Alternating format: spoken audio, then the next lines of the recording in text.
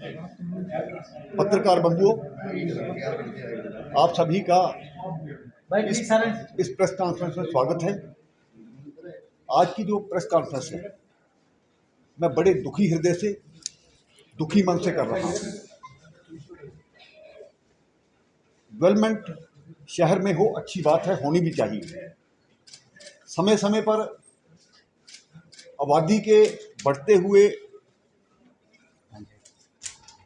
परिस्थिति को देखते हुए शहर में बहुत सी डेवलपमेंट करनी पड़ती है, जिसके कारण से बहुत से लोगों को रिहेबिटेट भी करना पड़ता है। हम इस डेवलपमेंट के खिलाफ नहीं हैं। हम चाहते हैं शहर में डेवलपमेंट हो, लेकिन इसके साथ ये भी चाहते हैं कि जो भी कोई व्यक्ति इस चीज़ का, जिसके कारण से उसकी रोजी रोटी छीनी जाती हो, उसके साथ ही इंसाफ होना चाहिए। मैं भी प्रशासन में बहुत देर रहा हूँ, एक मेयर के नाते भी मैंने काम किया है। मुझे याद है, अगर शहर के सौंदर्यीकरण के लिए हम कोई काम करते थे, उन लोगों को पहले बसाया जाता था। इससे पहले भी बहुत सी गांधीनगर में हमने रेडी जो जगह जगह पर लगती थी, उसके लिए रेडी जोन बनाया था, जिसके कारण से बहुत से लोगों का बढ़िया रोजगार चलता है। काफ़ी समय से नई बस्ती का जो हमारा चौक है, सतवारी का चौक है, उसका चौड़ीकरण किया जा रहा है, होना भी चाहिए। हम उसके, ना तो हमारे ये जो सारे दुकानदार मेरे पीछे खड़े हैं, ना तो ये इसके खिलाफ हैं, लेकिन 60-60 साल से बैठे हुए लोग, क्या कोई सरकार हो या प्रशासन हो उनकी रोजी रोटी छीन लेगा? 60 साल बाद जो उनकी दुकान पर लोग काम करते हैं, उनके सहारे पलते हैं, क्या उनकी रोटी छीनी जाएगी? हमें ऑफर दी जाती है कि 40,000 ले लो या 50,000 ले लो। क्या 40,000 से किसी व्यक्ति का परिवार चलता है पूरे जीवन के लिए? हमने कुछ नहीं मांगा, इससे बार बार प्रशासन के ध्यान में लाया गया है, लेकिन क्या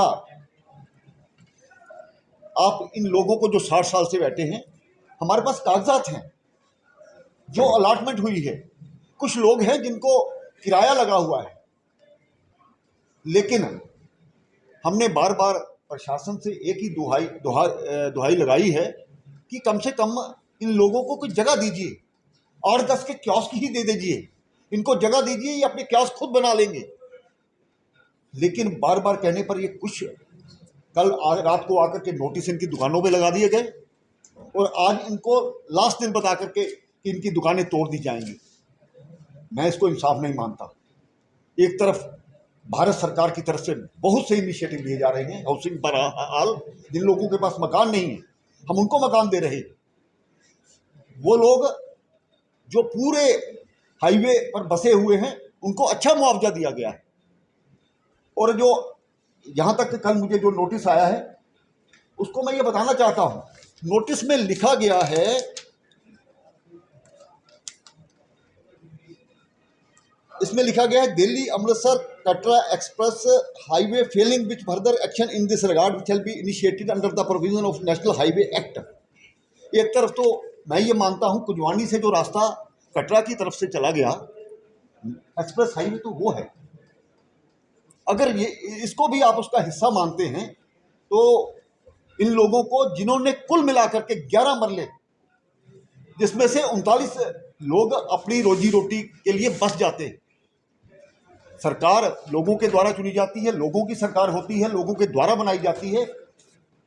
आज यहाँ पर लेफ्टिनेंट जनरल का रूल है,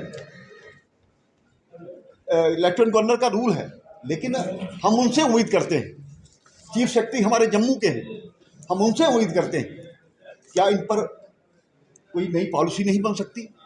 हमने, अफसरों ने हमें ये कहा कि इस प्रकार की कोई पॉलिसी नहीं है। पॉलिसीज होती नहीं है, पॉलिसीज बनाई जाती है, जनता के हित के लिए बनाई जाती है, और क्यों नहीं बनाई जाएंगी?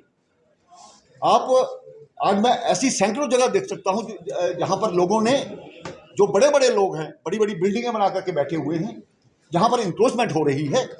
क्या उस इंक्रोचमेंट को हटा करके, मैं किसी के खिलाफ नहीं जाता हूं, लेकिन बहुत सी ऐसी जगह है जो हमने आइडेंटिफाई करके बताई भी गई है, उनके ध्यान में लाई है, क्या वहाँ पर छोटे से कियोस्क बनाकर इनकी रोजी रोटी का जो मसला है हल नहीं किया जा सकता? मैं आपके माध्यम से ये कहता हूं कि इस पर विचार किया जाए, पुनर्विचार किया जाए, बार बार विचार किया जाए। अगर आप 40,000 दे करके आप सरकार कोई मजबूर बैठी है बड़ी कि यहाँ पर इनको मुआवजा नहीं दिया जा सकता या 11 मरले जगह नहीं दी जा सकती, बड़े बड़े एनजीओ को जो किसी खाते में नहीं आते उनको जगह की अलॉटमेंट होती है, और बहुत से ऐसे लोग हैं जो इस चीज़ का फायदा लेते हैं प्रशासन से। ये तो एक्चुअल वहाँ पर बैठे हैं। ये देखिए मेरे पीछे एक व्यक्ति खड़ा है जो जूती गांठ करके मोची 17 लाख का उस पर लोन है, कैसे वो खत्म करेगा इस लोन को? कोई साधारण वहां पर पान बीड़ी की दुकान लगाता है, उसने भी कोई लिमिट ले रखी होगी। इस प्रकार के बहुत से ऐसे लोग हैं, कोई मीट की दुकान करता है, सुबह अपनी वहां से सामान लाता है मंडी से और शाम को उसको बेच करके अपने घर का जीवन यापन करता है। सरकार भारतीय जनता पार्टी इस वक्त इस प्रशासन के लोगों से रुष्ट है। हम नहीं चाहते कि जम्मू के लोगों को इस प्रकार से उखाड़ा जाए। जो पुराने लोग हैं, किसी के बाप दादा यहाँ पर दुकान करते थे, आगे उनका बेटा करने लगा, अभी उसका बेटा तैयार बैठा है कि यहाँ पर काम करने के लिए। आप रोजी रोटी छीन लोगे, ये भारतीय जनता पार्टी बर्दाश्त नहीं करेगी। आपके पास कुछ सुविधाएं आती हैं, जब वहां पर लोगों को एकदम से एक्शन लिया जाता है, उनको बसाया जाता है, उनको पैसा दिया जाता है। अगर सरकार ने हाथ खड़े कर दिए हैं, हम ये कहते हैं, हम भी जनता से अपील करेंगे कि हमारी सरकार, ये प्रशासन बैठा है, हमारे लिए कुछ करने वाला नहीं है। हम लोगों के पास भीख मांगने जाएंगे, एक ऐसा फंड क्रिएट करेंगे जो इन लोगों का जीवन यापन करने का प्रयास करे। इसलिए मीडिया एक बहुत बड़ा हथियार है जो लोगों तक अपनी बात पहुंचा सकता है। इन सभी लोगों का सोचिए, जिनके परिवार, जिनके आज चेहरे पर रौनक खत्म हो गई है, कई दिन से परेशान बैठते हैं, रात को नींद नहीं आती है इन लोगों को।